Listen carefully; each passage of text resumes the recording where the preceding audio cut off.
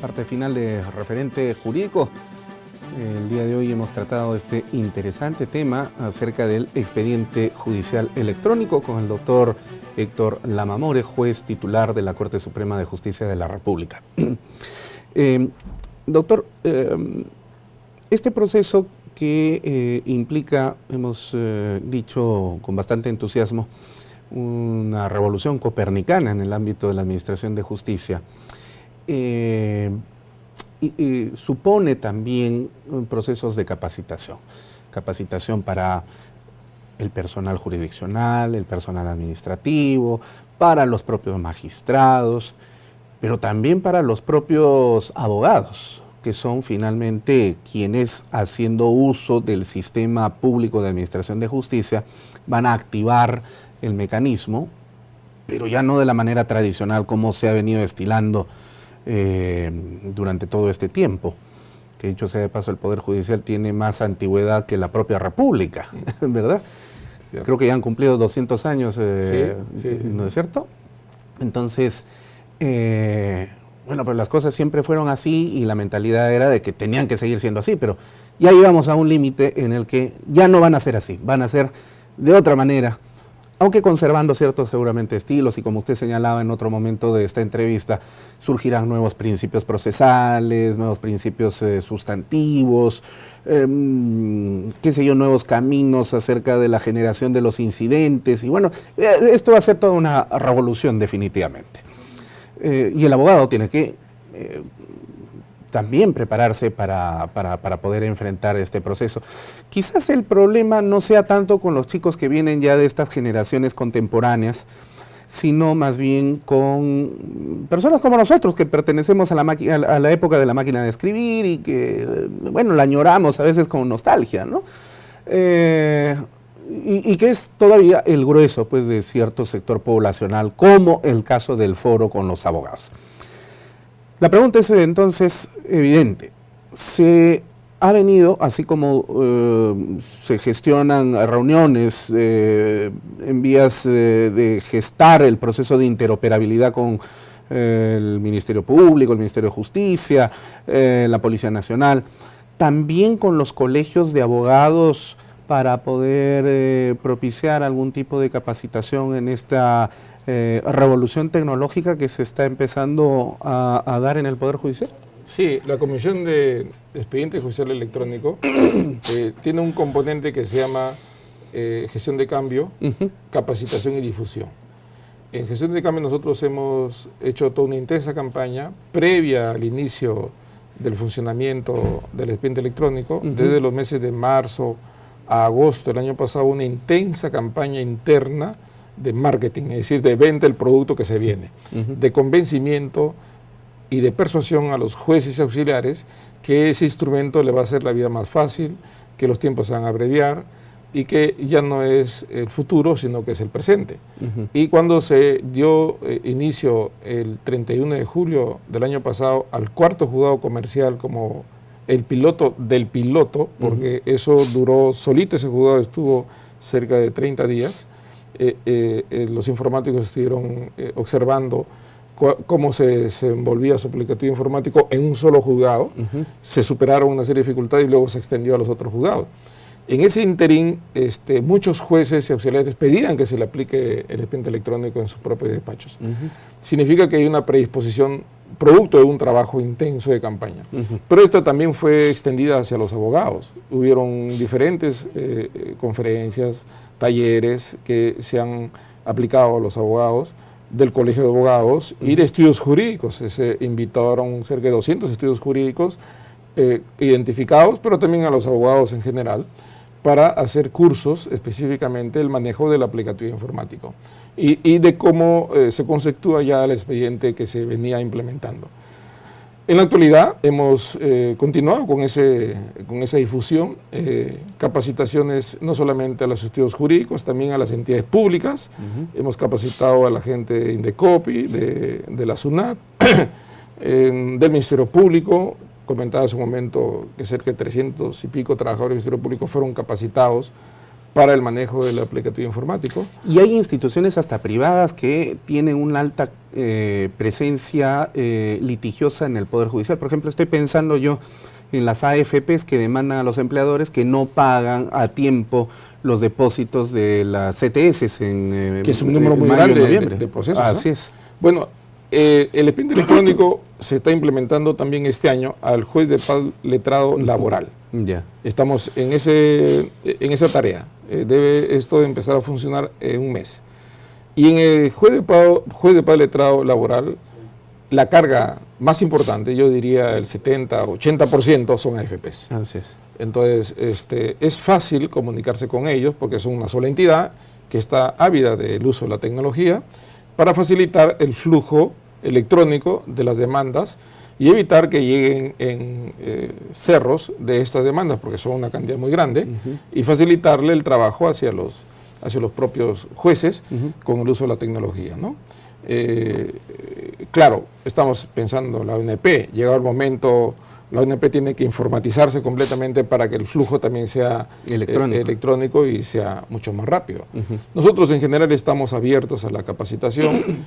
Tenemos, como decía hace un momento, en el link del Poder Judicial, la convocatoria a cursos y talleres. Tenemos habilitadas aulas con monitores y computadoras para trabajar tipo taller, no en videoconferencia, sino in situ, para facilitar el manejo de la tecnología, sobre todo para que los abogados puedan enviar los escritos sin tener que ir al Poder Judicial, ¿no? Si nosotros hacemos de que los escritos sean enviados en la vía electrónica, evitaremos que vayan al Poder Judicial y hagan uso de esta vía para lograr llegar al juez rápidamente, ¿no? Ahora, como bien dices, los nativos informáticos les viene bien. O sea, ellos incluso van a dar sugerencias de mejora, porque están siempre pensando en la mejor manera de optimizar el uso de la tecnología. Pero nosotros, de nuestra temporada, es probable que hagamos esfuerzos para lograr sintonizar, y muchas veces, por razones de interés, abogados ya mayores tendrán que contratar a jóvenes para que hagan esa labor y poder tener una mejor sintonía con el aplicativo informático. Todo esto permite celeridad, pero la celeridad en una parte. Comentábamos detrás de cámaras que la celeridad del proceso judicial tiene dos componentes. La tramitología, que es lo que se suprime automáticamente con el expediente electrónico, y la sobrecarga. La sobrecarga procesal no desaparece. Significa que el requerimiento de nuevos órganos jurisdiccionales está sobre la mesa. Y los tiempos, si bien se van a reducir drásticamente, pero no en su totalidad, por la sobrecarga. Y ahí es donde entran a tallar los espacios laborales de aquellos trabajadores que de una u otra manera ya no van a estar en el despacho tradicional, porque el expediente electrónico suprimirá algunas áreas. Pero la exigencia de incremento de órganos jurisdiccionales exigirá de la presencia de estos trabajadores con su experiencia jurisdiccional, que entrarán a reforzar los órganos jurisdiccionales que tendrán que presentarse para poder abreviar los tiempos a los que la ley establece. Entonces, creo que sí se avanza tremendamente en celeridad y en transparencia, aunque respecto a celeridad queda pendiente el tema de la extensión de órganos jurisdiccionales nuevos para poder atender correctamente la carga procesal. Bueno, estamos viviendo definitivamente una época bastante interesante de cambios que se van experimentando en instituciones tan tradicionales como el Poder Judicial, que recoge lo más puro de la tradición hasta virreinal, con todos sus pompas y sus sentidos casi de la nobleza española. ¿Cómo se siente usted como juez del Poder Judicial en este proceso de cambio en una institución que por lo general suele ser incomprendida? Porque la ciudadanía, a veces muy acostumbrada a lanzar la piedra porque ve que los otros están lanzando la piedra, también empiezan a hacerlo sin saber a veces ni siquiera por qué lo hacen, pero lo hacen. Sin embargo, en los últimos 7 años, por lo menos, de acuerdo a datos estadísticos que en una entrevista que le realizamos al presidente del Poder Judicial, al doctor Duvalí Rodríguez, y con documentos en la mano nos mostraba de que la imagen del Poder Judicial ante la ciudadanía se había elevado por sobre encima del 26% de aprobación. Claro, alguien podría decir, pero 26% no es nada, pero en 7 años, una imagen que estaba venida bastante a menos, que era por lo menos un 6 o 7%, ha subido hasta poco más del 26%, es decir, ha crecido por lo menos 20 puntos en estos últimos 7 años. Y para ser una institución que no solo en el Perú, sino en todos los países de Latinoamérica, los poderes judiciales latinoamericanos e incluso los europeos siempre han sido tradicionalmente incomprendidos. Porque claro, en un litigio hay alguien que gana, pero hay alguien que pierde. El que gana está contento y el que pierde no lo está. Entonces, la labor del juez pues es una labor que francamente no va a ser nunca comprendida en su totalidad. Y ahora empezamos a entrar a este proceso revolucionario donde el expediente en los próximos 4 o 5 años, nos dice usted, ya va a ser electrónico y estamos en camino para la generación incluso del cambio de las propias estructuras de organización, de la aplicación del derecho en los casos concretos con audiencias virtuales que ya se han venido dando y que seguramente se seguirán dando el paso del tiempo. ¿Cómo siente usted como juez este proceso de cambio que definitivamente redunda en beneficio de la sociedad? Cierto, el Poder Judicial sufre una transformación en los últimos años tecnológica, pero ya viene atrás sufriendo una transformación hasta cierto punto cultural. Los procedimientos internos de tipo medieval, de la jerarquización del Poder Judicial, han ido dejándose de lado, producto de una democratización interna, donde los jueces superiores, jueces supremos, ya no miran de arriba hacia abajo, sino incluso así en horizontal hacia los otros colegas, que simplemente tienen función distinta, no es que sean más o sean menos.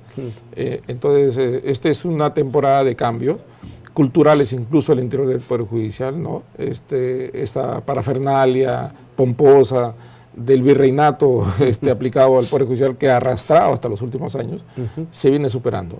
Hay, por supuesto, algunos rezagos que se van a ir perdiendo en el tiempo, pero predominantemente se está ante una institución que está poco a poco democratizándose.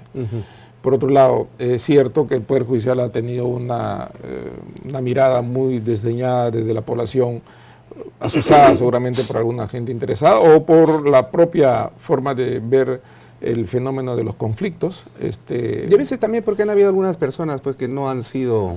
Bueno, le diré que probas, ¿no? Habrán jueces corruptos, pero para que haya un funcionario corrupto debe haber un corruptor.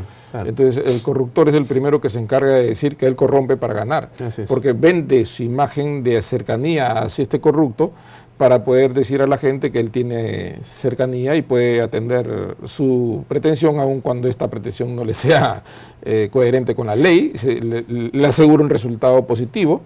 Claro. Y entonces él vende su imagen de eficacia, claro. Y esas personas que es una falsa corrupción también, además. Además, claro, porque habría que ver si muchas de las cosas que él dice pagar al juez le paga, de repente ni siquiera paga y se la queda a él, ¿no? Y el juez ni siquiera se enteró jamás, se enteró. Utilizó su nombre nada más. Y estas personas son las que son las primeras en decir que hay corrupción en el Poder Judicial. Claro. Y llenarse la boca diciendo que ellos han hecho ese acto porque se han visto obligados, ¿no? Y normalmente los abogados, no todos por supuesto, pero muchos, cuando ganan un juicio es gracias a ellos, pero cuando lo pierden es porque el juez es ignorante, el juez es corrupto, es decir, nunca tiene la culpa el abogado. Digo, no todos, pero hay abogados también que hacen su labor de colaboración con la justicia. Pero es cierto, creo que una generación nueva ha entrado por judicial que tiene otro enfoque, otro cariz y le da una fisonomía distinta. El año pasado estas encuestas llegaron a darle aprobación al Poder Judicial al 36%, que fue... Me quedo corto entonces con el dato. Pero ha bajado, por supuesto, porque está siempre expuesto la labor de muchos jueces queda desdeñada porque una sentencia salió mal, ¿no? Y bombardean a este juez y con él bombardean a todo el mundo. Pero al final creo que sí hay una mejora histórica de lo que había antes, ¿no? Definitivamente. Bueno, doctor Héctor Lama Mori, ha sido un placer conversar con usted de un tema tan interesante, el Poder Judicial, que se viene implementando en beneficio de la población. No hay que olvidar que el mandato constitucional dice que el poder de administrar justicia emana justamente del pueblo. Así que toda mejora en beneficio del pueblo siempre será bienvenida. Y lo felicitamos a usted desde la Academia de la Magistratura por esta impecable labor que viene realizando como presidente de la Comisión del Expediente Judicial Electrónico. Gracias a ustedes, están haciendo una labor muy importante de difusión, no solamente de estos instrumentos procesales, sino de temas sustantivos en materia del derecho. Y está cumpliendo su rol la Academia. Creo que es importante resaltar este hecho y reforzar esa actividad, ¿no? Muchísimas gracias. Bueno, de esta manera llegamos entonces a la parte final ya de referente jurídico para el programa del día de hoy. En nombre del señor Fiscal Supremo del Ministerio Público y presidente del Consejo Directivo de la Academia de la Magistratura, doctor Pedro Gonzalo Chávarri Vallejos, les expresamos nuestra gratitud por seguirnos semana a semana en este vuestro programa. Nuestra gratitud también sempiterna a JNE TV, que nos permite llegar semana a semana hasta vuestras pantallas. Con ustedes será hasta la siguiente emisión de Referente Jurídico. Permiso.